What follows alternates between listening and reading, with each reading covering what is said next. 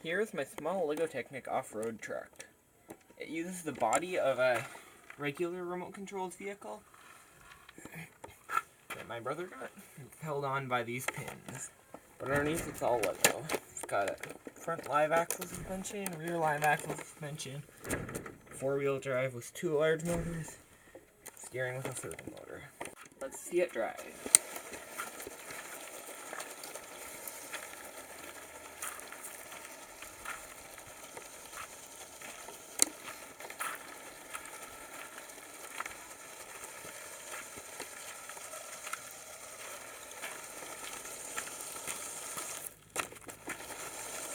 The receiver has to be mounted low to avoid getting in the way of the body.